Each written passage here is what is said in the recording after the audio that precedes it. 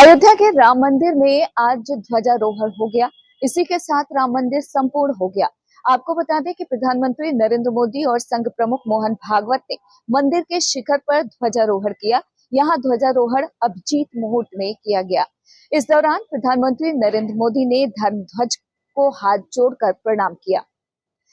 उन्होंने अपने संबोधन में कहा कि आज सदियों के घाव भर गए हैं। प्रधानमंत्री नरेंद्र मोदी ने अपने संबोधन में कहा कि आज संपूर्ण भारत और संपूर्ण विश्व राममय है। राम भक्त के हृदय में आज अद्वितीय संतोष है, अपार अलौकिक आनंद है।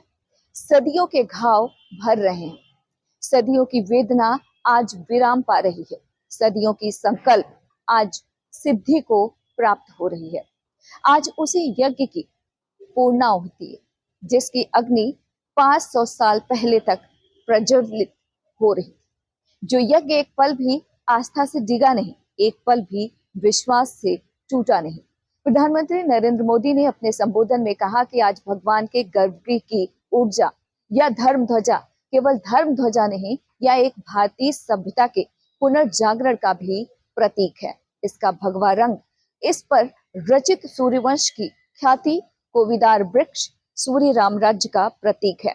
यह ध्वज संकल्प है, यह ध्वज सफलता है, संघर्ष से सृजन की गाथा है, सदियों से चले आ रहे संघर्ष का साकार स्वरूप है, संतों की साधना और समाज की सहभागिता की सार्थक परिणति है।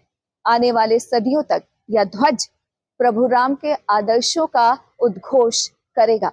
आपको बता दें कि इस मौके पर प्रधानमंत्री नरेंद्र मोदी ने कहा कि सबसे बड़ा दुर्भाग्य यह है कि मैकाले का असर बहुत ज्यादा था। हमें आजादी तो मिल गई, लेकिन हम हीन भावना से आजाद नहीं हुए।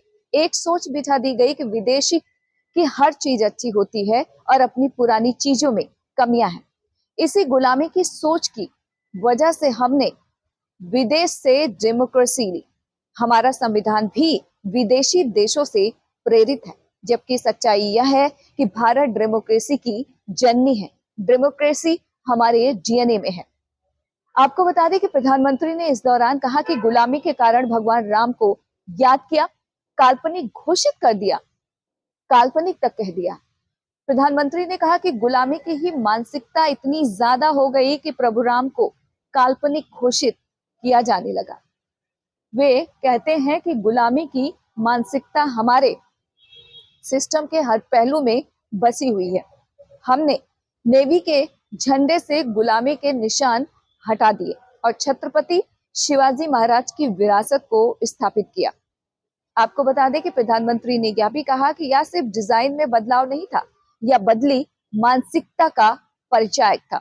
यह एक ऐलान था कि भारत किसी और की विरासत के बजाय अपनी ताकत पर चलेगा। गुलामी की इस मानसिकता ने हमें रामत्व को नजरअंदाज करने और राम को मनगढ़ंत कहने पर मजबूर कर दिया। हम अगले 10 सालों से इस मानसिकता से आजाद हो सकते हैं और फिर 2047 तक हमें विकसित भारत बनने से कोई रोक नहीं सकता। चलिए आपको सुनवाते हैं कि इस दौरान प्रधानमंत्री नरेंद्र मोदी ने और क्या कुछ कहा है। ये धर्म ध्वजा केवल एक ध्वजा नहीं, ये भारतीय सभ्यता के पुनर्जागरण का ध्वज है। इसका भगवा रंग, इस पर रचित सूर्यवंश की ख्याति, वर्णित ओम शब्द और अंकित कोविदार वृक्ष राम राज्य की कीर्ति को प्रतिरूपित करता है। ये ध्वज संकल्प है, ये ध्वज सफलता सफलता है।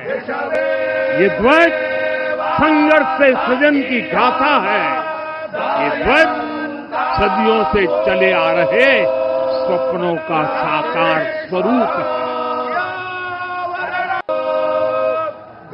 ये ध्वज संतों की साधना और समाज की सहभागिता की सार्थक परिणति है।